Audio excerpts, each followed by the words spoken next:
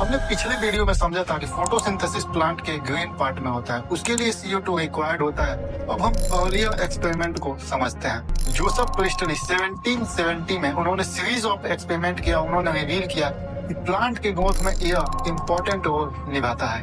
उन्होंने 1774 में ऑक्सीजन की डिस्कवरी की थी। उनका popular experiment bell jar experiment, जिनमें उन्होंने बेल शेप जार में जलते हुए कैंडल और माउस को आंका था। कुछ टाइम बाद देखा तो कैंडल बुझ चुकी थी और माउस का डेड हो चुका था। सेकेंड एक्सपेरिमेंट में उन्होंने मिंट प्लांट, माउस और कैंडल को आंका। कुछ टाइम बाद उन्होंने देखा तो माउस जिंदा था और कैंडल जल रही थी।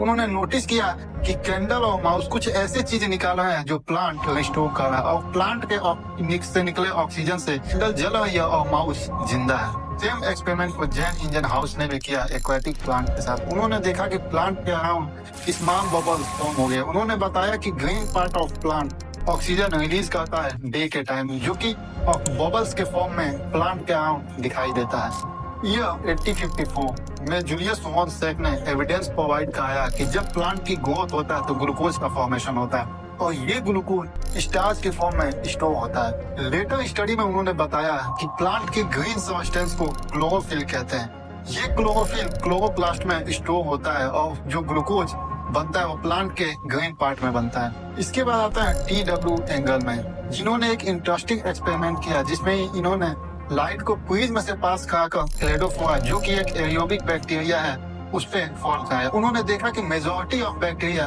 Blue and red region of light के तरफ ही एक्युमुलेटेड है, जिससे उन्हें पता चला कि ज्यादातर photosynthesis blue and red light से ही होता है। अब हम उस सवाल के जवाब तक पहुंच गए हैं जो सवाल मैंने पहले वीडियो में पूछा था। ऑक्सीजन आता कहाँ से है, CO2 से या वाटर से? जिसे माइक्रोबायोलॉजिस्ट कॉर्नेलियस वॉन नील ने बताया कि oxygen evolve by green plants come from H2O not from CO2, यानी ऑक्सीजन वाटर से आता है, ना कि CO2 से। इन्होंने सीरीज ऑफ एक्सपेरिमेंट किया पर्पल और ग्रीन बैक्टीरिया पर। ये सल्फर कंटेनिंग बैक्टीरिया होता है जो फोटोसिंथेसिस के दौरान सल्फर और सल्फेट प्रोड्यूस करते हैं। इन्होंने फोटोसिंथेसिस के इक्वेशन को भी क्रिएट किया, जो पहले कुछ ऐसा था और अब कुछ ऐसा है। तो मिलते हैं किसी और वीडियो में, तब तक के लिए थैंक यू।